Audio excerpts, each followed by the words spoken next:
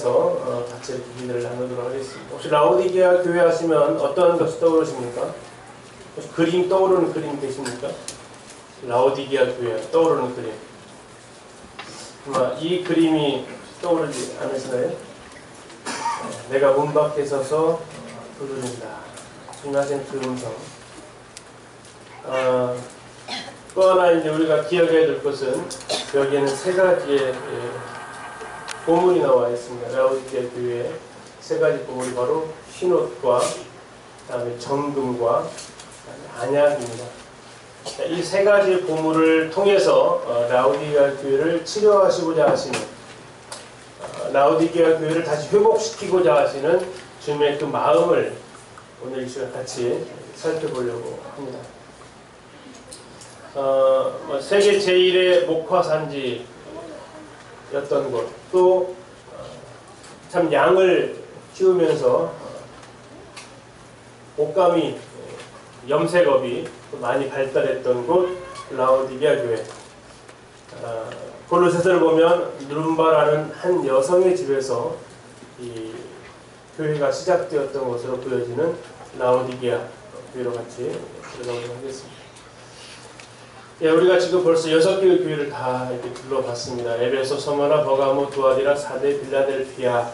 오늘 이제 마지막으로 데니즐리라고 불리는 현지 지명 데니즐리로 불리는 라오디게아로 오늘 계시록의 7개 교회, 요한계시록 2장 3장에 나타나 있는 7개 교회 마지막 부분을 같이 살펴보겠습니다. 전에 복습하면 에베소 교회에서 기억해야 될 것은 우리가 처음 사랑을 회복하자 했습니다. 두 번째, 고난 가운데 있을 때 그 고난을 피해가게 해달라고 기도하지 말고 주님 오히려 네가 죽기까지 충성해야 될 필요가 있다고 하시면서 소망을 바라보라고. 어려운 가운데 있을 때 우리는 그것이 지나가기를 바라는 게 아니라 우리는 어려운 가운데 있을 때 소망을 바라봐야 될 것을, 회복해야 될 것을 보았고요. 세 번째는 교회 안에 이제 들어오기 시작하는 이런 세속주의가 첫 발을 내딛는 곳이 이 버가모 교회인데, 이 세속주의에 대해서 우리가 이것을 이제 조심해야 될 것, 교회 안에 들어오는 이 세속주의를 우리가 이겨내야 될 것을 같이 보았습니다. 두아디라 교회를 통해서는 자칭 선지 여자 이사벨을 통해서 음행하는 것들이 교회 안에 들어오므로 교회 전체가 이제 여기에 연루되어져서 어려움을 당하는 이런 모습들을 우리가 살펴보면서 이러한 교회 안에 들어온 이 음란한 부분들, 또 행음적인 부분들, 우상 숭배와 관련해서 주님보다도 더 중요하게 여기는 이런 것들을 살펴보았고요. 사대교회를 통해서는 살았다는 이름을 가졌으나 죽은 자라는 평가와 함께 하나님 앞에서 온전한 것을 찾지 못했다라는 그들의 책망을 들으면서 주님이 다시 도둑같이 오실 텐데 우리가 이제 주님 앞에 온전한 것을 드릴 수 있도록 우리가 생각할 것을 살펴보았습니다. 그리고 지난 시간에 정말 책망이 없었던 교회, 작은 능력을 가지고도 그것으로 인해서 하나님을 섬기는 데 변명하지 않았고 오히려 그것으로 인해서 우쭐대지도 않으면서 주님이 주신 그 능력으로 주님의 말씀을 지키고 주님의 이름을 배반하지 않았던 그 교회를 통해서 하나님께서 그들을 성전의 기둥과 같이 여기시겠다, 이런 말씀을 살펴보았습니다. 오늘은 이제 라오디게아로 가겠습니다. 라오디게아 기념교회 앞에서 사진을 찍었는데요. 자, 그 뒤에 보면 이렇게 좀 보이십니까? 하얀색. 이게 좀 확대해서 보여드리겠습니다. 이건 확대하면 이렇게 나와 있습니다. 뭐같이 보이세요? 네, 지금 이것이 뭐처럼 보이세요? 네, 잘 모르시겠죠? 저게 뭐냐면 온천수가 흘러내리면서 그 온천에 칼슘이 굉장히 많이 들어가 있습니다. 그런데 이 온천에 있는 많은 그 칼슘이 공기 중에 있는 그 물질과 만나면서 이렇게 석회로 굳어버린 것입니다. 이것이 하얀색이 좀 다 석회예요. 그리고 지금도 저기는 온천이 나오고 있습니다. 히에라볼리 들어보신 적 있나요? 성경에 나오는 지명입니다. 파묵갈레로 요즘은 불려지고 있습니다. 파묵갈레. 파묵갈레의 뜻은 목화의 성이라는 뜻을 가지고 있습니다. 워낙 하얀색 이런 모습들이 목화꽃처럼 그런 모양을 띈다 해서 파묵갈리로 좀 불리고요. 터키는 아마 선교사를 가시게 되면 이곳에서 온천욕을 하루 하실 수 있습니다. 성경에는 히에라볼리로 골로새서에 나오고 있습니다. 히에라볼리는 거룩한 도시라는 뜻을 가지고 있습니다. 골로새 4장 12절 13절에 보면 이렇게 말씀하고 있습니다. 그리스도 예수의 종인 너희라는 얘기는 골로새 교회입니다. 골로새 교회에게서 온 에바브라가 너희에게 문안한다. 에바브라가 너희와 골로새 교회와 그 다음에 어디요? 라오디게에 있는 자들과 그 다음에 히에라볼리에 있는 자들을 위하여 많이 수고하는 것을 내가 증언한다. 다시 말하면 한 사역자였던 에바브라라는 사역자가 있었던 겁니다. 그 에바브라 사역자가 어디에서 목표를 하고 있었냐면 골로새에서 목표를 하고 있었던 거고요. 그런데 그곳 한 곳만 목표를 하고 있는 게 아니라 이 에바브라가 순회 사역을 하고 있었다는 겁니다. 어디와 어디를요? 라오디게하고 히에라볼리. 자, 이 두 지역, 지금 이제 바로 위에가 이 라오디게에서 9km 올라가게 되면 히에라볼리라는 현재명 파묵갈레 이렇게 되어져 있습니다. 자, 이곳하고 다음으로 밑으로 내려가게 되면 여기가 이제 골로새인데요. 16km 떨어져 있습니다.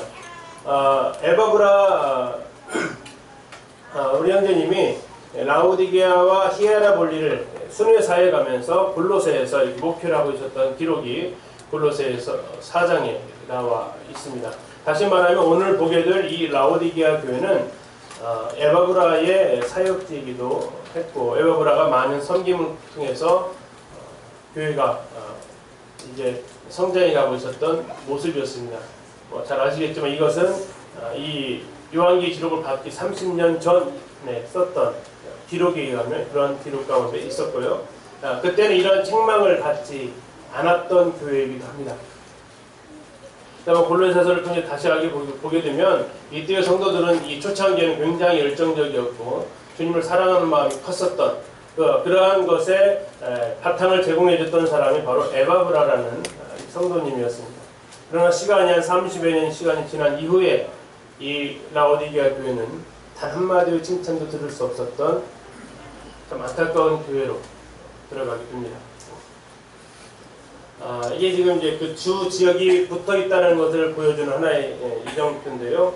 여기 보시면 라오디게아로 가는 길, 히에라볼리로 가는 길 이렇게 이정표가 있습니다. 히에라볼리도 고대 도시 가운데 하나인데요. 성경에 나와 있는 지명이기 때문에 약간 간단하게 설명을 좀 드리겠습니다. 뜻은 히에라가 거룩한, 볼리는 폴리스, 도시라는 뜻입니다. 신약성에 보면 데가볼리 이렇게 보신 적 있으실 겁니다. 데가는 10이라는 뜻이고요. 볼리가 도시입니다. 그래서 데가볼리는 10개의 도시로 되어진 곳을 데가볼리라고 얘기합니다. 지명이 아닙니다. 10개의 도시를 전체를 갖다가 데가볼리라고 이렇게 명명한 건데요. 히에라볼리의 첫 들어가게 되면 있는 곳이 이제 공동 묘지가 있습니다. 약 1200개 정도의 공동 묘지가 발굴이 되는데요. 그곳 사는 사람들이 묻히기도 했지만 이곳이 아까 뭐가 유명하다고요? 온천이 유명했습니다. 그래서 병에 걸린 사람들 이곳에 와서 요양을 하러 옵니다. 우리나라 그 조선시대 대왕들도 몸이 안 좋으면 어디를 갔어요? 온천 찾아가서 온양이나 해서 온천 찾아가서 쉬고 오는 것처럼 당시 이 로마의 이 갑부들도 몸이 안 좋으면 이곳에 와서 워낙 온천이 유명했기 때문에 이곳에 와서 병을 치료하기도 했고요. 그러다가 이제 치료 못하고 죽으면 이곳에 안장을 시키는 고급 묘지들도 여기서 발굴되었습니다. 그리고 좀 더 가보면 이제 상점이 있습니다. 아고라인데요. 우리식으로 말하면 시장입니다. 시장이 이렇게 넓게 형성이 되어져 있었고 저 뒤에 보시면 이제 원형극장의 규모를 가지고 있습니다. 원형극장은 공연 보는 곳입니다. 여기에서 뭐 이렇게 사자들 뭐 싸우는 곳은 아니고요. 공연을 보는 곳, 15,000명 규모를 자랑하고 있는데 이것의 크기는 보통 인구의 10분의 1이라고 지어집니다. 그러면 히에라볼리가 15만 명이냐 그러지는 않습니다. 여기는 관광지고 휴양도시이기 때문에 많은 사람들이 오는 곳이었기 때문에 크게 지었던 것이고 3만에서 5만 정도의 아마 인구가 살았던 것으로 보여집니다. 그리고 끝으로 이곳에는 목욕탕과 온천, 유명한 지역이기 때문에 이렇게 도시들이 형성이 되어져 있었던 곳이 히에라블리이겠습니다. 지금도 이렇게 하얗게 이게 이제 물이 거의 이제 말랐습니다. 이 성경이 기록된 시대부터 계속 온천물이 나왔기 때문에 지금도 나오고 있긴 합니다. 정말 몇천 년간 뽑아 먹은 거잖아요. 그래서 이제 거의 이제 많이 수량은 적어졌는데 지금도 이런 그 흔적들이 이렇게 하얗게 되어져 있습니다. 지금 이제 밑에 나와 있는 게 요즘 이제 남아 있는 그 나머지 위에 다 이제 온천이 아니고 여기에서 노천 온천으로 할 수 있는 공간이 되겠습니다. 이제 온천은 못하고 저희들은 이제 조경만 이렇게 흐르는 물에 조경만 있습니다. 잠시 온천의 느낌을 한번.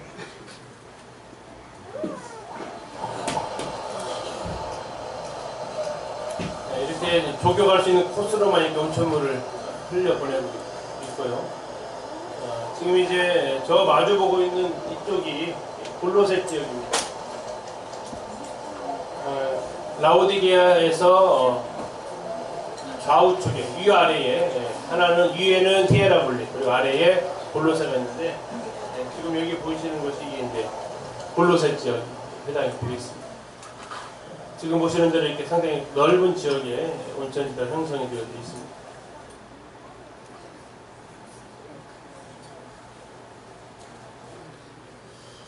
라오디게아 역사를 좀 살펴보시면 안티오코스 2세가 자신의 아내였던 라오디카의 이름을 따서 라오디게아라고 도시 이름을 지었습니다.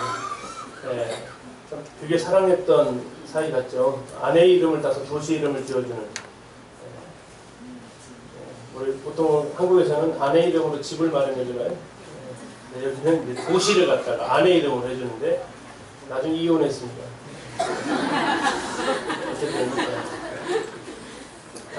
그래도 도시 이름은 바꾸지는 않았습니다. 의리가 있는 남자 같아요. 이 라오디게아의 특징은 부유한 도시였다는 겁니다. 그 기록에 의하면 이것을 방문한 사람이 히테로라는 사람이 쓴 기록에 의하면 돈으로 이 사람들은 금을 사가지고 그걸 녹여가지고 금괴를 만듭니다. 우리나라 지금도 있죠. 1kg짜리 금괴. 이걸 만들어가지고 침대 밑에 깔고 잤다라는 기록이 남아 있고요. 돈으로 해놓기는 너무나 많으니까 그걸 금으로 바꿔가지고 금 침대에서 잔 거죠. 돌 침대가 아니라. 이 금에 대해서 순도를 표시하기 위해서 공적인 검증이 필요했기 때문에 은행이 세워져서 여기서 이제 이 금을 재련하는 순도를 표시하는 역할을 했을 정도고요. 이 터키 지역 자체가 지난번에 빌라델피아도 있지만 지진이 많았던 곳입니다. AD 17년과 60년에 큰 지진이 일어났는데 AD 17년에는 정부의 지원을 받았습니다. 로마 제국이. 그런 AD 60년에 일어난 지진에 대해서도 빌라델피아 지역에 이렇게 황제가 복구비를 지원해줘가지고 그 이름을 네오 가이사라로 이렇게 바꿨다고 지난번에 말씀드렸는데 여기는 그럴 필요를 느끼지 않아가지고 황제가 야 재정 복구비를 지원해주겠다 했는데 라오디게아 사람 됐습니다. 우리도 충분히 할 수 있습니다 하면서 그 복구비를 전혀 받지 않았던 아주 굉장히 부자 도시였습니다. 그러다 보니까 황제의 숭배에 대해서 우리가 아쉬우면 숭배를 하겠지만 거기에 대해서 큰 어려움도 없었어요. 그러니까 라오디게아에 살던 성도들은 황제 숭배를 1년마다 한 번씩 황제 숭배해서 시민권을 개선하고 그러할 필요 자체가 없었던 거죠. 우리가 살펴보면 서머나에서는 매년 1년에 한 번씩 가가지고 버가모도 마찬가지였고 여기서 이 시민권을 갱신하는 이런 과정이 있었는데 정부의 지원을 받지 않다 보니까 그러한 필요를 전혀 못 느꼈던 거고 그래서 황제 숭배에 대한 어려움들도 그들에게는 없었습니다. 서머나와 버가모 성도들 들으면 되게 부러워하는 과정이겠죠. 두아디라나. 그러나 이러한 황제 숭배의 부담도 없었는데 왜 그들은 칭찬을 못 받았을까? 또 하나 다른 종교에 대한 저항도 그들에게 별로 많지 않았습니다. 여기에도 유대인 공동체가 있었어요. 빌라델피아에 유대인 공동체가 있어가지고 그들을 갖다가 핍박했다는 것을 지난 시간에 말씀드렸는데요. 여기에도 유대인 공동체가 살고 있었습니다. 그런데도 그 유대인들도 이 라오디게아 성도들에게 대해서 핍박하는 적이 별로 없습니다. 왜 그랬을까요? 그들은 경제적으로 굉장히 풍요로운 생활을 했습니다. 흔히 말하는 이 물질이라는 이 우상이 들어와서 모든 것들에 대해서 다 이제 눈멀게 하는, 모든 것들에 대해서 다 여유롭게 하게 되는 이러한 모습을 가져다 주는 것이 라오디게아의 한 특징이기도 합니다. 결국 이것은 라오디게아 교회가 책망받게 되는 하나의 이유가 되기도 합니다. 자, 부유한 도시였다라는 것을 좀 기억을 해두시면 좋겠습니다. 두 번째, 여기는 모직업이 발달을 했는데요. 아까 목화도 굉장히 많이 나왔던 곳이고요. 또 하나는 여기서 양털을 키웠는데 이 양털로 최고 품질의 토가를 생산했습니다. 혹시 토가가 뭔지 아십니까? 토가가 뭐냐면요. 이렇게 생겼습니다. 보신 적 있나요? 누구 어느 나라 사람 같을까요? 로마 원로원에 있던 사람들이 아주 이렇게 비싸게 걸쳐 입고 다녔던 이 옷을 토가라고 하는데요. 이것은 로마 사람, 유명한 사람이다 그러면 다 어디서 이걸 가져와요? 이 라오디게아에서 다 수입하는 거죠. 우리 자매님들 유명한 옷 회사 어디 있으세요? 루이비통이 가방에 옷이에요? 몰라가지고. 뭐 그런 거 있죠. 어디 하면 딱 나오는 거 있죠. 그것처럼 토가 하면 메이드 인 라오디게아 하면은 이게 굉장히 비싼 제품으로 팔려나가게 되는데 그 이유 중에 하나가 여기에는 이 검은색 양이 여기에서 길러졌다고 합니다. 그런데 굉장히 고급스러운 것이고 옷가루 카페트가 여기에서 많이 이렇게 팔리면서 이것은 굉장히 경제적으로 번성했던 도시 가운데 하나입니다. 자, 이것도 역시 기억을 좀 해주시면 좋겠습니다. 다음에 이 라오디게아 교회에 다 좋은데 한 가지가 부족한 것이 있었는데 그게 뭐라고요? 물이 안 좋았습니다. 물 사정이 굉장히 안 좋아졌는데요. 이들에게 유일한 물 근원은 이 골로새에서 흘러내린 그 물, 라커스강, 루커스강이라고 하는 그 물이 유일한 상수원이었습니다. 이 물줄기 때 이 하나 가지고 생활해야 되는 것이 이 라오디게아 교회였는데 아까 골로새가 16km 떨어졌다고 그랬죠. 16km 떨어진 이 호나즈산, 이것은 5월달까지 눈이 쌓여 있는 산입니다. 그래서 이 눈이 녹아내려서 계곡을 타고 루커스 계곡을 타고 라오디게까지 오는데 걸린 시간이 16km가 걸려요. 자, 근데 문제는 뭐냐? 그 긴 시간을 노천을 타고 쭉 따라오면서 그 물이 어떻게 됩니까? 자, 처음에 얼음처럼 아주 차가웠던 그 물이 시간을 16km를 타고 내려오면서 미지근해지는 거죠. 특히 여름철, 우리나라 금년에 여름 무척 더우셨죠? 기록을 보니까 40.3도가 최고 기록이었다고 해요. 대한민국 40.3도. 자, 이쪽 터키 지역의 여름철 기온은 얼마나 될까요? 시원하면 40도, 보통 50도까지 올라갑니다. 그 장렬한 태양빛에 노천이 노출되면서 16km를 흘러오면서 이 물이 어떻게 됩니까? 얼음물이 미지근한 물이 되는 건데 이 마저도 없으면 그들은 안 되었던 거죠. 그리고 이 물로 먹었고 이 물로 세탁도 하고 이 물로 생활용수로 쓰기도 하고 이 물로 염색업도 하고 모든 물이 이 물 하나밖에 없기 때문에 여기에다가 다 그들이 이렇게 사용하게 됩니다. 그런데 이렇게 하다 보니까 이제 물이 상태가 안 좋아지는 거죠. 강이 오염됩니다. 자, 양을 키워야 되기 때문에 그 배설물들이 이제 결국 그 강줄기로 흘러내려올 수밖에 없고 염색을 했기 때문에 염색약이 강과 섞일 수밖에 없고 그러면서 이곳에 식수로도 써야 되는데 먹다 보니까 어떻게 됩니까? 이제 역해지는 거죠. 그러니까 어떻게 합니까? 먹다가 토해버리는 거예요. 역겨워서. 그런 것들이 같이 섞여 있기 때문에. 또 그곳에서 이제 생활용수로 쓰고 또 물놀이 하다 보면 눈에 안질이 생기고 눈병이 생기게 됩니다. 물이 하나밖에 없었대요. 그래서 그들이 했던 것이 뭐냐면 새로운 물을 가져오자 해가지고 가져온 것이 어디서 가져오냐면 아까 했던 히에라볼리에서 그 물을 가져오게 됩니다. 그 물은 무슨 수예요? 온천수였습니다. 약 45도에서 55도가량 되어지는 아주 뜨거운 온천수가 그곳에서 있었습니다. 근데 이것은 라오디게아 교회로까지 직접적으로 오는 강은 아니었습니다. 근데 이 부자 도시가 이걸 어떻게 합니까? 관을 매설합니다. 얼마를요? 9kg를. 9kg 관을 매설해가지고 그 온천수를 어떻게 합니까? 라오디게아까지 이렇게 딱 끌어들입니다. 자, 9km를 달려오면서 그 뜨끈뜨끈했던 온천수가 어떻게 됩니까?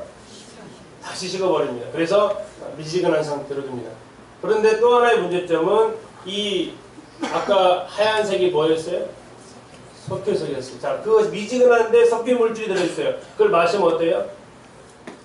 다시 역겨운 겁니다. 다시 뱉어내버립니다. 이런 것들이 이제 그들에게 있어서 굉장히 고통스러운 것 중에 하나, 물 문제였습니다. 이 부분을 기억을 하시고 계시록을 보도록 하겠습니다. 그러다 보니까 여기에서 이제 병이 생기면 약도 생기는 거죠. 자, 눈 안질에 대한 이 필요가 있었기 때문에 여기에서 가루 안약을 만들어냅니다. 그 가루 안약이 부르기아 가루래요. 세계 최초의 안약이라고 합니다. 그래서 이 안약을 제조해가지고 또 판매를 하면서 흔히 말하는 전화위복이 돼서 다시 부자. 자, 아까 나왔던 이 모직을 섬유를 팔아서 부자가 됐었는데 다시 이제 안약을 팔아서 또 부자가 되는. 그러다 보니까 이 지역에 있는 사람들이 굉장히 옷을 잘 꾸미고 화려하게 입고 다니는 외부적으로 아주 명성 있는 이런 도시로 그들이 살아가게 됩니다. 이것이 지금 라오디게아 교회가 있었던 라오디게아 지역의 모습입니다. 성경의 라오디게아 교회는 골로새 4장 15절을 보니까 눈바자매 집에서 시작이 되었다라고 이야기를 하고 있습니다. 그리고 에바브라가 순회 사역을 하면서 목양을 했고요. 이 세 개의 교회는 에바브라에 의해서 서로 교제권을 형성하면서 성도의 신앙을, 사랑을 나누는 교회였습니다. 바울도 이 라오디게아 교회에 편지를 써서 보내기도 했는데 그 편지는 현재 전해지고 있지 않습니다. 라오디게아에 편지를 쓰고 이 라오디게아 교회에 대해 굉장히 관심이 많았습니다. 그리고 성도들 얼굴도 보기를 원했다라고 골로새 2장 1절에 나오고 있습니다. 다시 말해서 사도 바울이 또 에바브라가 함께 동역하면서 믿음에서 잘 세워놓았던 교회였습니다. 그러나 30년 후 그들은 라오디게아 교회라는 보내진 이 편지 한 통을 받게 되는 것입니다. 라오디게아 유적지 발굴 표지판이 이렇게 있는데요. 현재도 발굴 중입니다. 근데 그 규모가요, 정말 어마어마하게 큽니다. 7개의 도시 중에 제일 큰 도시가 혹시 어딘지 기억나세요? 에베소 교회였습니다. 에베소가 굉장히 큰 도시였거든요. 그래서 제가 7개 교회를 하면서 에베소 교회에 대해서는 3시간에 걸쳐서 말씀을 증가하게 됐습니다. 굉장히 교시가 컸던 곳이 에베소인데요. 이 아마 다 발굴을 하게 되면 에베소만한 정도의 크기가 될 것이다 라고 고고학자들은 얘기를 하고 있습니다. 굉장히 규모가 큰 도시입니다. 지금 보시면 저렇게 크레인으로 발굴 작업을 계속해서 하고 있습니다.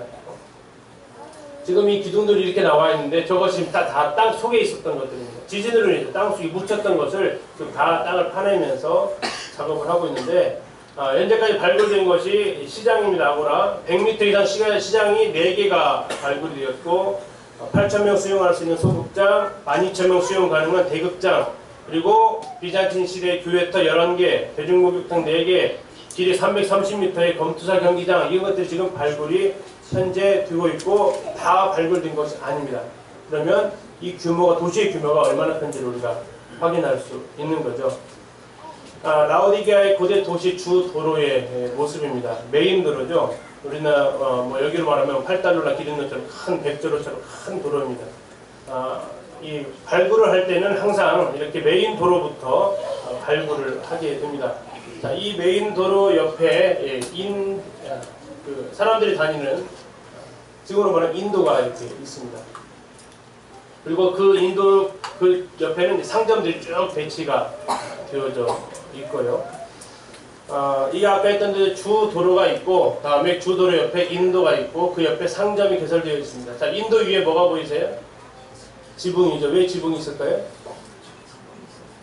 자, 아까 여름에 몇 도라고요? 40에서 50도 갑니다. 엄청 뜨겁습니다. 자, 그런데 여기 특징은 그늘만 들어가면 시원하다는 겁니다. 그래서 그늘을 만들기 위해서 지붕을 씌워놓고, 저 밑에 보면 2000년 이전에 미리 벌써 이렇게 상점들에서 나오는 하수구들이 모아서 어디로요?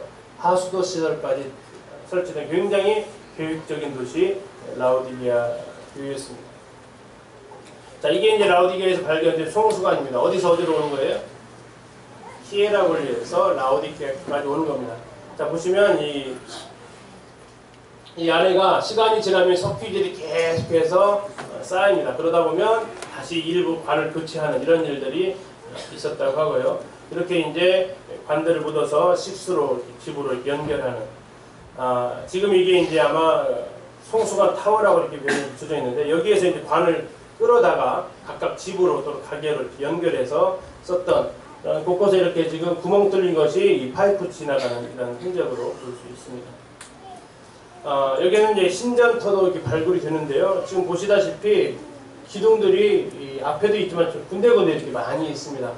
현재까지 발견된 신전은 제우스, 디오니소스, 헬리오스, 네메시스, 세라피스, 미트라스, 헤라, 아테나, 디케, 아프로디테, 카리안, 라오디스. 도시 규모가 얼마나 컸던지를 우리가 알 수 있습니다. 그리고 이런 종교들에 대해서, 다양한 신들에 대해서 굉장히 포용적, 좋은 말로 포용적이어서 종교 박해가 없었던 모습이 라오디게아의 모습이었습니다. 경제적으로도 살만했습니다. 신앙적으로도 핍박도 전혀 없었습니다. 그럼 그 교회는 충분히 더 성장하고 발전할 수 있는 힘을 가지고 있다는 거죠. 그런데 칭찬을 하나도 받지 못합니다. 그리고 그 신전 옆에서 십자가가 발견이 되는데요. 잘 안 보이시겠지만 바로 이게 십자가의 모습입니다. 그래서 여기가 교회터이구나 라고 알 수 있겠습니다. 11개의 교회터가 발굴되었기 때문에 어디가 처음에 세워진 교회인지는 자세히 모르겠고요. 이 교회 역시 성경에 나와 있는 라오디게아 교회터는 아니고 비잔틴 시대에 종교 자유가 선포된 이후에 세워진 교회들이 되겠습니다. 이런 모양으로 이것이 발견이 되었습니다. 그래서 교회터라는 것으로 확인할 수도 있고 라오디게아 교회터 발굴된 모습입니다. 상당히 규모가 컸고요. 이걸 기출해서 모형을 세웠더니 이런 규모의 교회였을 것으로 제가 하고 있습니다. 그리고 아까 말씀드렸던 골로새에 있었던 호나지산, 라쿠스 계곡에서 이제 흘러내리는 그 얼음물로 인해서 이 라오디게아 사람들이 먹고 살았던 이 곳인데요. 여기가 되겠습니다. 이제 라오디게아 교회로 들어가기 전에 두 가지 정도 생각을 좀 해보려고 합니다. 우리 성도님들 지금의 나의 신앙생활하는 모습을 생각해 볼 때 혹시 회개해야 될 부분이 있으신가요? 아니면 성장해야 될 부분이 혹시 느껴지시나요? 변화되어야 할 텐데 안 되네 하시는 거 있으신가요? 아니면 이만하면 나는 그래도 신앙생활 잘하고 있지 않나 라고 생각이 드시나요?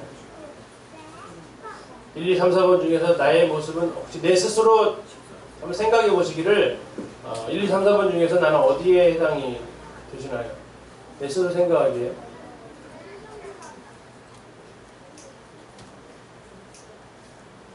자, 우리가 중요한 것은 라오디게아 교회 성도들은 이런 질문이 던져졌을 때 그들은 몇 번이라고 답했을까요? 네, 4번이라고 그들은 답을 했다는 겁니다. 이런 질문을 던져졌을 때 그들은 주저없이 4번입니다 라고 그들은 이야기를 했다는 겁니다. 우리 성도님들은 어떠신가요? 우리 성도님들이 이 질문에서 내가 아직도 반복하고 있는 이런 죄가 있으신가요? 거기다 회개해야 되는데 이걸 필요를 느끼고 계시는 부분이 있으신가요? 아니면 내가 왜 이렇게 아직도 잘하지 못하고 있지? 내가 왜 이렇게 성장이 없지? 라고 이렇게 혹시 애통해하는 마음이 계십니까? 또 내가 변화되어야 할 부분들에 대한 필요를 느끼고 계십니까? 아니면 지금 이 모습 이대로도 난 충분히 만족하고 계십니까? 두 번째, 만약에 1, 2, 3번에 내가 내 모습이 있다라고 생각하신 성도님들, 1, 2, 3번이 내 모습이 있다라고 생각하신다면 그것을 위해서 나는 어떠한 대가를 치르고 있을까요? 이 라오디게아 교회를 향해서 하신 말씀을 보기에는 나에게서 불로 연단한 금을 사고 나에게서 흰옷을 사고 안약을 사라고 얘기하고 있습니다. 사라는 단어가 3번 나오게 됩니다. 보시겠습니다. 다시 말하면 대가를 치러야 한다는 것인데요. 내가 회개해야 될 이것을 위해서 나는 어떠한 대가를 치르고 있고 성장하고 변화되어야 할 이 부분을 위해서 나는 어떠한 대가를 치르고 있느냐, 치를 마음을 가지고 있고 아니면 지금 치르고 있느냐, 아니면 그냥 마음뿐이냐. 이 라오디게아 교회를 묵상하게 되면서 라오디게아 교회의 가장 큰 문제점, 동일하게 이 시간 우리의 문제점이 될 수도 있겠습니다. 첫 번째는 나의 문제를 모르는 것이 가장 큰 문제였습니다. 그들은 자신들은 이만하면 됐다라고 생각했던 성도들이었습니다. 이 정도 신앙생활하면 충분하다고 생각했던, 이 정도 신앙생활하면 나는 잘하고 있다라고 생각했던 성도들이었는데 주님은 그것이 아니라고 말씀하십니다. 두 번째, 거기에 대해서 이제 주님이 보여주실 때에 주님이 말씀하십니다. 내가 문을 두드리겠다. 너의 부족을 내가 느끼게 해주고 그 문을 두드리겠다. 주님이 말씀하십니다. 그리고 이제 그것을 해결하기 위해서 너희들은 대가를 치러야 된다라고. 그리고 그것은 그만한 대가를 치르기에 충분한 가치가 있다라고 이야기를 하십니다. 아이들을 학교에서 가르치다 보면 제일 답답할 때가 혹시 뭔지 아세요?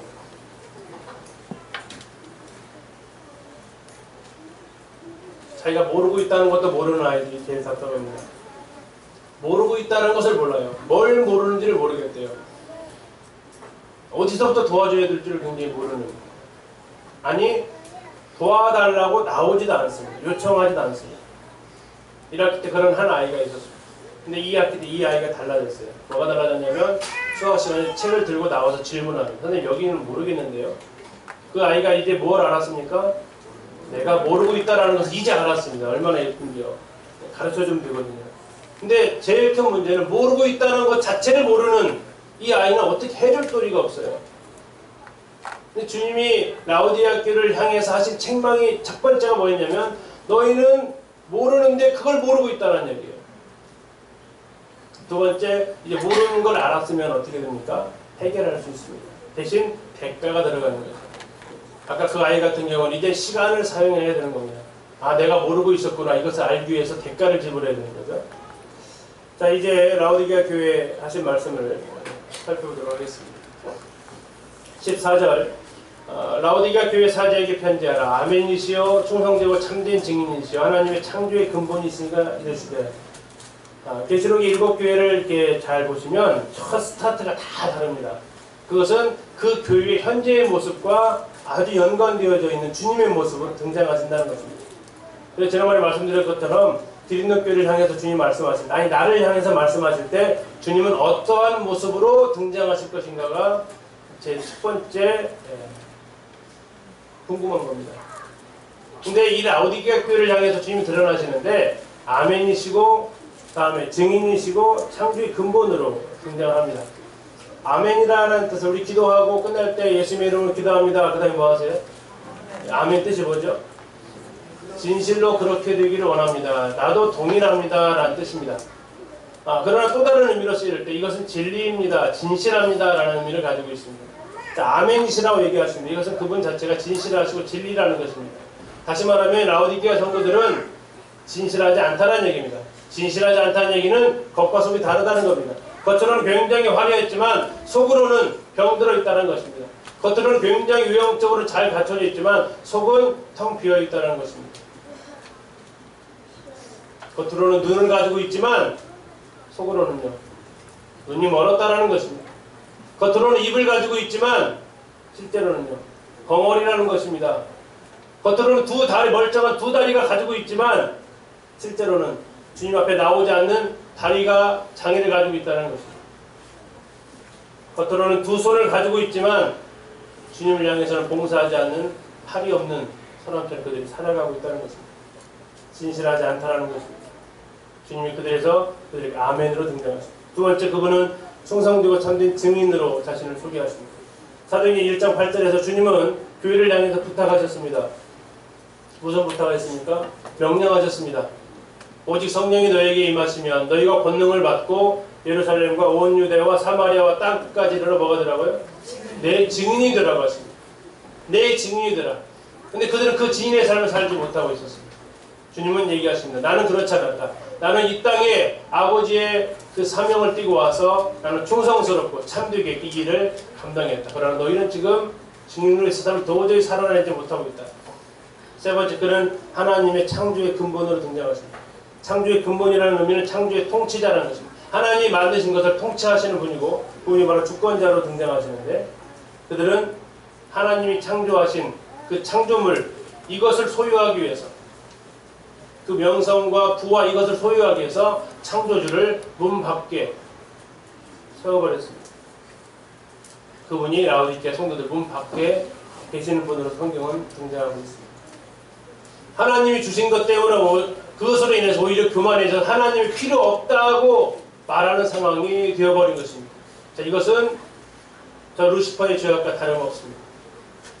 에스겔서에서 그에게 온갖 좋은 것으로 입혀줬더니 이것이 오히려 그를 교만하게 만들어서 하나님을 대적하게 만들었던 것이 그들의 죄악이었습니다.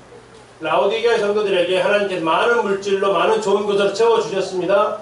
그런데 그것 때문에 하나님을 필요 없다고 얘기해요.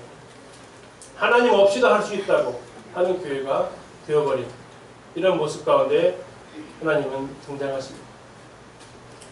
첫 말씀을 하십니다. 보통 그 말씀 다음에 칭찬이 나와야 됩니다. 칭찬이 없습니다. 바로 책망하십니다.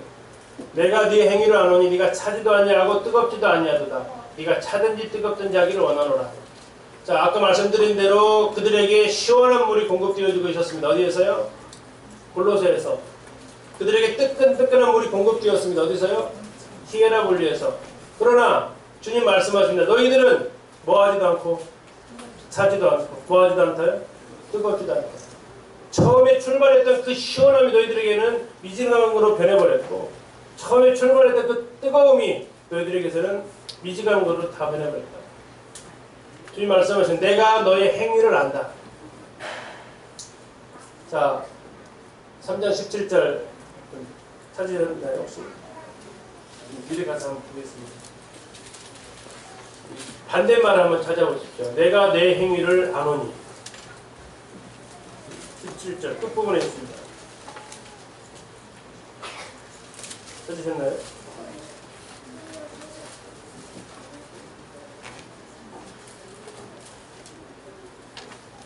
아노니의 반대말 뭐예요? 알지 못하는 거다. 자, 하나님 말씀은 내가 네 행위를 안다. 근데 17절에 보니까 처음에 시작한 단어가 네가로 시작합니다. 네가 알지 못한다. 나는 네 행위를 아는데 너는 너의 자신에 대해서 알지 못한다고 주님은 탄식하십니다. 그리고 그들은 이제 착각 속에 살아가게 됩니다. 그들은 뜨겁지도 차갑지도 않았습니다. 처음에 그들에게 공급되어진 것에 대해서 그들은 모든 것을 미지근하게 그들은 만들어버렸습니다. 15절 끝에 주님 말씀하십니다. 네가 차든지 뜨겁든지 하기를 원한다. 주님이 간절히 소원한다. 제발 네가 차든지 뜨겁든지 해라. 믿든지 말든지 그런 차원이 아닙니다. 주님이 차갑든지 뜨겁든지 하라는 것은 가부간에 선택하는 의미가 아닙니다. 그 차원이 아니라 네가 네 정체성을 바르게 가지라는 것입니다. 얼음물처럼 시원하든지 온천수처럼 뜨겁든지 그것을 너에게로 오면 너는 왜 그걸 다 정체성을 잃어버리냐고 지금 얘기하십니다. 네가 이같이 미지근하여 뜨겁지도 아니하고 차지도 아니하니 내 입에서 너를 토하여 버리리라. 자, 아까 골로새에서 내려온 물 그들이 왜 토해버렸다고요? 그들이 염색을 하면서 또 가축을 키우면서 생활 물로 쓰면서 모든 것들이 그곳에 다 유입되면서 그들은 그 물을 도저히 먹을 수가 없었습니다. 그래서 어디서 가져옵니까? 히에라볼리에서 물을 가져옵니다. 근데 그 물도 미지근한 가운데서 석회의 그 느글느글한 맛이 같이 있다 보니까 그것도 역시 먹지 못하게 되는, 그래서 다시 토하게 되는, 주님 말씀하시는 겁니다. 내 입에서 너를 토하여 버리리라. 라오디게아 성도들은 한 번쯤은 먹었던 물을 토했던 경험이 있을 것입니다. 우리 성도님도 그런 경험 있으십니까? 먹었다가 상했던 거 하면서 이렇게 뱉어냈던 거 도저히 먹을 수 없는. 자, 네가 이같이 미지근하다라고 얘기합니다. 뜨겁지도 차갑지도 않다라고 얘기합니다. 미지근하다는 의미는 무익하고 무력하다라는 의미를 가지고 있습니다. 누가복음 17장 27절 한번 화면에 있습니다. 같이 한번 읽어보시겠습니다. 시작.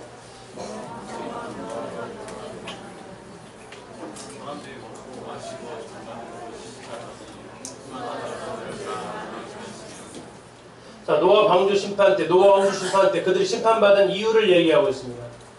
노아가 방주에 들어가던 날까지 사람들이 뭐하고 살았다고요? 사람들이 먹고 마시고 장가들고 시집 가더니 뭐가 났어요? 홍수가 났어요. 그래서 그들을 다 멸망시켰대요. 한번 생각해 보셨습니까? 그 말씀 이해 가십니까? 자, 먹고 마시고 장가들고 시집 가는 거 죄입니까? 죄인가요? 홍수로 멸망받을 죄인가요? 아닌가요? 주님은 이게 바로 홍수에 멸망받을 죄예요. 이게 우리와 주님과의 바라보는 시각의 차이입니다. 주님은 이게 멸망받을, 홍수로 멸망받을 죄악이라고 얘기하고 있습니다. 이게 뭐라고요? 이게 미지근한 거라고요. 사람들이 먹고 마시고 장가들고 시집가려고 사람이 지음받았습니까? 그거 아니잖아요. 사람이 지음받은 목적이 그 살아가는 이유가 이게 아니거든요. 그런데 그냥 먹고 마시고 장가들고 시집가고 이것으로 집 사고 이런 것들로 그들의 삶이 한정되어져 있습니다. 그때 하나님 말씀하신 더 이상 있어야 될 이유가 없다. 있어봤자 뭐 할 겁니까? 계속 먹고 마시고 사람 낳고 하면서 그들은 이렇게 살아갈 것이다. 하나님은 그들을 향해서 홍수의 심판을 명하십니다. 물론 창세기에서 많은 죄악됨이 그들 가운데 있었다고 얘기하고 있습니다. 그러나 신약에서 그걸 다시 예수님이 재조명하십니다.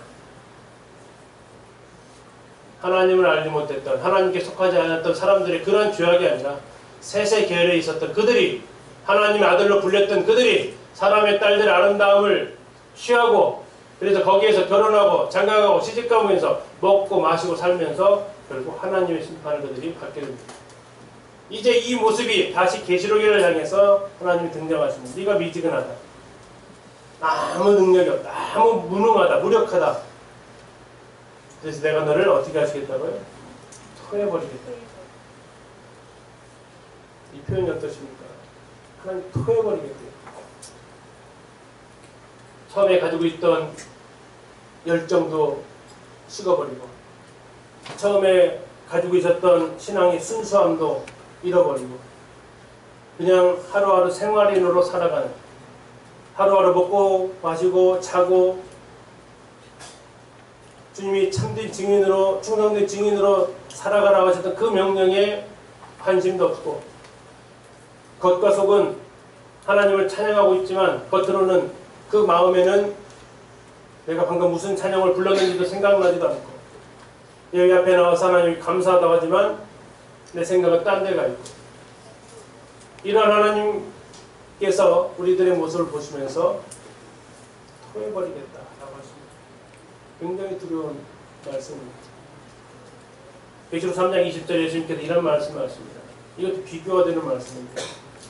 내가 문 밖에 서서 두드리노니 누구든지 내 음성을 듣고 문을 열며 나는 그에게로 들어가 그로 더불어 먹고 그는 나와 더불어 먹으리라 하십니다. 주님과 교제가 된다는 얘기입니다. 먹는 것은 교제입니다. 토하라는 것은 교제의 단절입니다. 교제할 수 없습니다.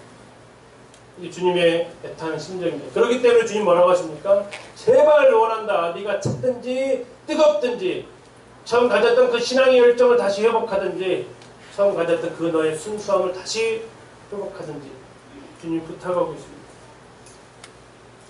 자, 그들의 제일 첫 번째 문제가 나옵니다. 네가 말하기를 나는 부자라 부유하여 부족한 것이 없다. 이 라오디게아 성도들의 주장이었습니다. 그래서 이 정도면 됐다 이거. 이 정도면 됐다. 자기 만족에 빠져 있었습니다. 자기 자신을 너무 과대평가하고 있었습니다. 자기 자신을 몰랐습니다. 마치 요한계시록 3장 2절에 사랑하는 자의 내 영혼이 잘됨 같이 네가 범사에 잘되고 강건하고 원한다. 그래서 그 말처럼 지금 우리가 이렇게 잘 살고 있는 이유가 뭐냐? 하나님 우리에게 복 주셨기 때문이다. 왜 우리가 이렇게 잘 살고 있느냐? 하나님 우리를 기뻐하시기 때문이다 하면서 그들은 이 물질적인 부유와 풍요로움이 하나님이 내가 하나님과 영적으로 잘 살고 있다라는 하나의 증거로 그들은 생각하고 있었던 것 같습니다. 그들은 부자라고 자랑합니다. 경제적으로 잘 살았던 도시입니다. 아마 그들은 건물적으로도 괜찮았을 것입니다. 핍박이 없었던 교회입니다. 성도 숫자도 괜찮았을 것입니다. 교회 안에 영향이 있는 사람들이 있었을 것입니다. 부자라고 합니다. 부유하다고 합니다. 그 가운데서 은사가 다양해 있을 수도 있습니다.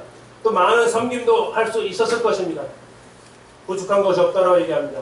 이 정도면 우리 교회는 좋은 교회다라고, 이 정도면 우리는 더 이상 바랄 것이 없다라고, 그런 자기 만족감에 빠져 있었던 교회였습니다. 주님 말씀하십니다. 네 곤고한 것과 가련한 것과 가난한 것과 눈먼 것과 벌거벗은 것을 알지 못한다. 몇 가지가 나왔습니까? 5가지가 나왔습니다. 곤고한 것, 가련한 것, 다음에 가난한 것, 눈먼 것, 벌거벗은 것. 이 곤고한 것과 가련한 것은 근본적인 뿌리입니다. 뿌리. 근본적인 상태예요. 그들은 알지 못했습니다. 첫 번째는 가장 큰 문제는 자기 만족에 빠져 있었고, 두 번째는 자기들의 문제가 무엇인지를 알지 못했습니다. 자, 곤고한 것이 무엇입니까? 이 똑같은 단어가 로마서 7장 24절에 쓰여 있습니다. 오라 나는 곤고한 자이다. 그것은 아주 긴급한 상태라는 것입니다. 아주 긴급한 도움이 없으면 안 되는, 전쟁으로 인해 모든 것이 약탈되고 파괴당한 이러한 상황이 곤고한 상태라는 뜻입니다. 가련하다는 의미는 무엇입니까? 소망이 완전, 우리에게 부활이 없다라면 우리는 가장 불쌍한 자라고 표현하고 있는데 그 다 똑같은 단어입니다. 무기징역 받아가지고 감옥에 갇혀서 감옥에서 평생 동안 나올 수 없는 주유수의 상태, 이게 가련한 상태입니다. 이게 지금 라오디게아 교회에 주님이 진단하신 것입니다. 그리고 이 모습은 세 가지로 나타나게 됩니다. 첫 번째가 가난한 것으로 나타납니다. 쉽게 얘기하면 거지입니다. 근데 그 도시는 아까 했던 대로 금괴를 깔고 잘 정도의 도시였다고요. 금융업이 굉장히 발달했던 도시를 향해서 주님 말씀하시는 겁니다. 너는 가난하다. 너는 구걸하지 않으면 먹을 수 없는 영적인 상태다. 자, 거기는 안약이 발달했던 도시입니다. 그런데 주님 말씀하십니다. 너 눈 멀었다. 눈먼 것을 치료할 수 있는 안약이 발달한 그 도시를 향해서 주님 말씀은 너 눈 멀었다.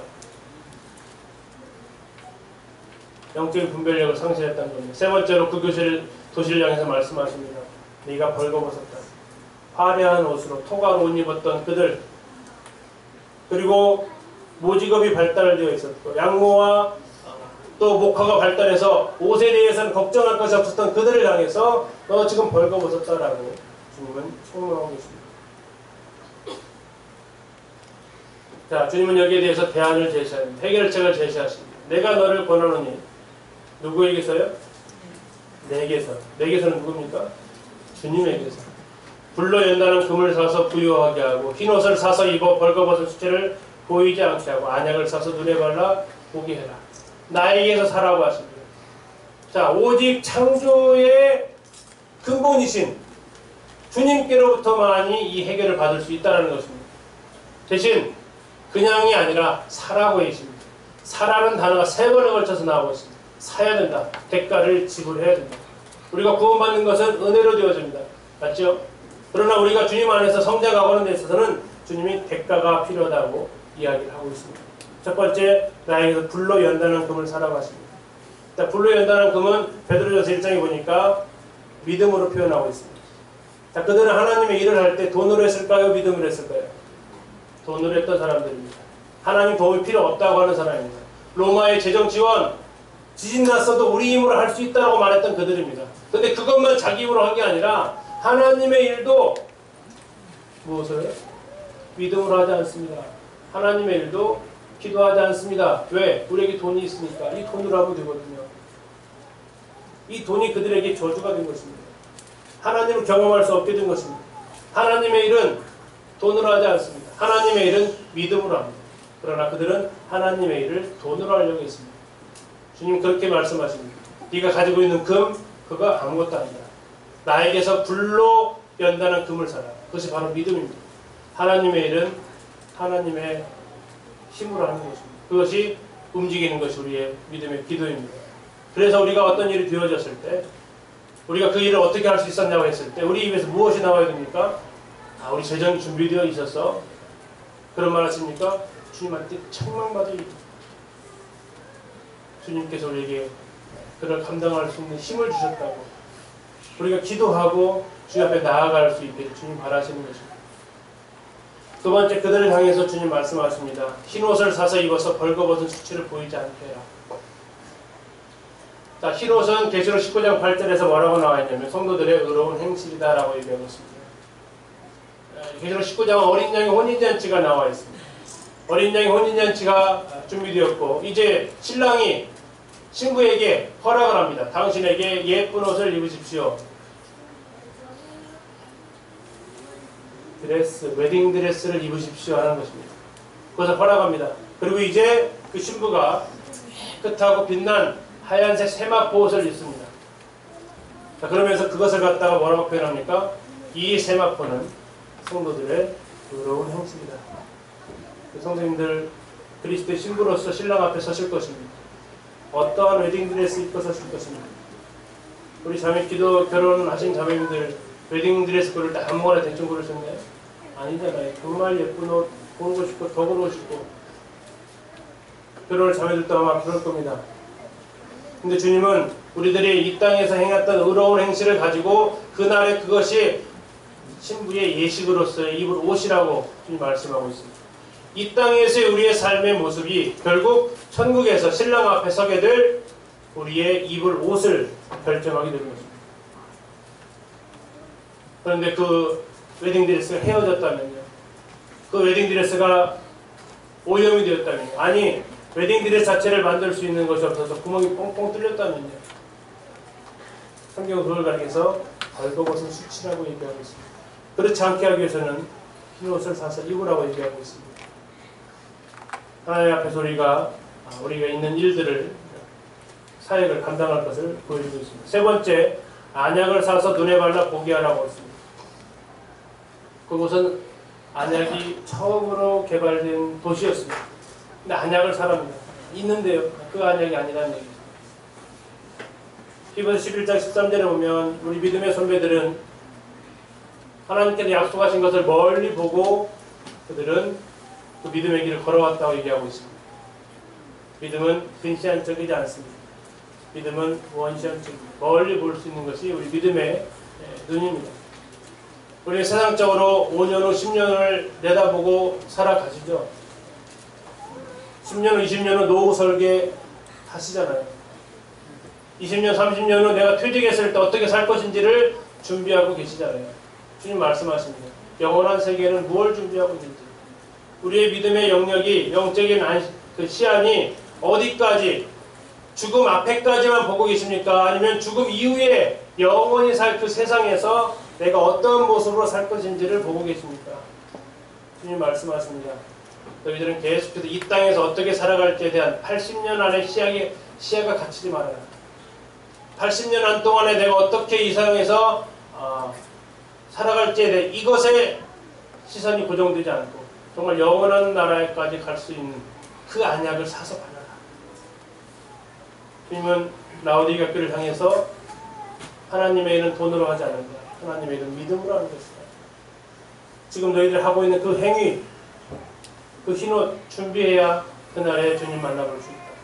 그리고 너희들의 믿음의 눈을 떠야 된다. 세상 것에 눈멀어 있는 이 모습은 영원한 것을 바라볼 수 없다라고 주님 말씀하십니다. 물은 내가 사랑하는 자를 책망하여 징계한다. 주님의 사랑의 표현 방식이 뭐라고 되어 있어요? 책망과 징계라는 얘기입니다. 싫죠. 그러나 이것이 필요할 때가 있다는 거죠. 어쨌든. 그러므로 네가 열심을 내라. 회개하라. 주님은 라오디게아 성도들을 포기하지 않으십니다. 그러니까 책망하고 징계하십니다. 초등학교 때 자녀들을 포기하는 부모는 있습니까? 없습니까? 아직까지는 거의 못 봤습니다. 근데 중학교, 고등학교 들어가면 그 아는 선생님들 하는 얘기가 그거예요. 애가 파출소에 갔는데 같이 가보시죠. 파출소에서 돌아온 대답이 그 부모들이 뭐라고 하는지 아세요?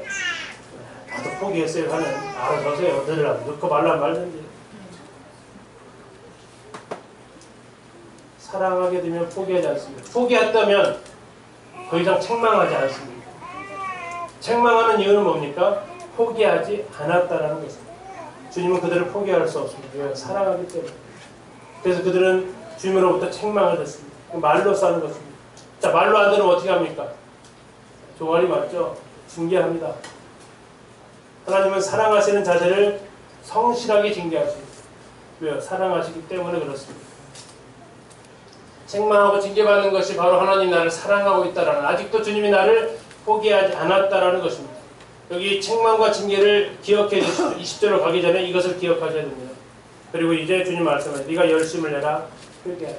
열정적으로 네가 여기에 대해서 이제 열중하라.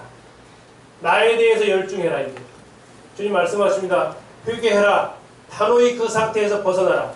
그리고 처음 가졌던 그 열정으로 네가 다시 돌아와라. 볼지어다 내가 문 밖에 서서 두드리노니 누구든지 내 음성을 듣고 문을 열면 내가 그에게로 들어가 그와 더불어 먹고 그는 나와 더불어 먹으리라. 여기 안타까운 모습이 있습니다.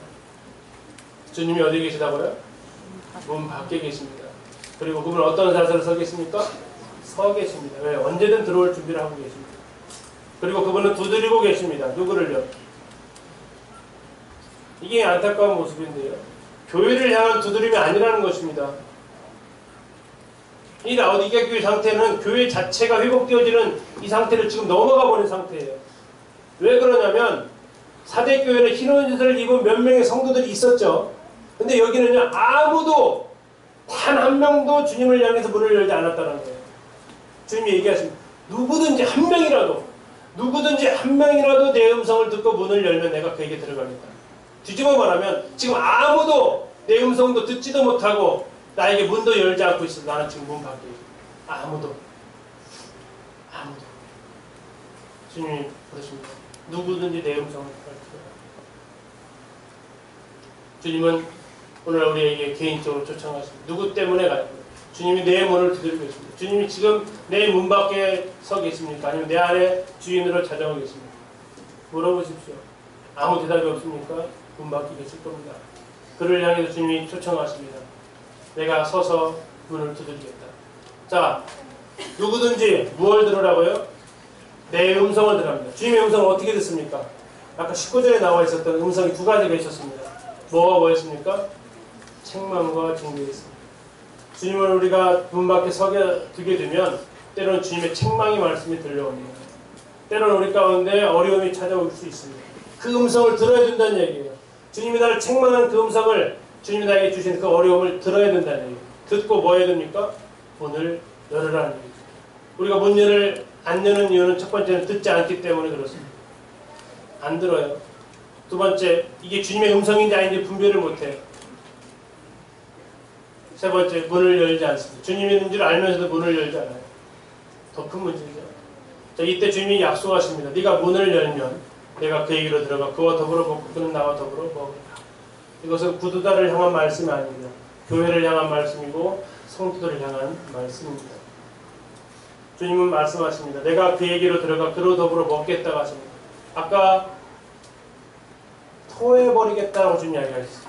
그러나 이제 너희들이 문을 열면 토하는 게 아니라 어떻게 하시겠다고요? 같이 먹겠다는 거예요. 같이 식사하겠다는 거예요.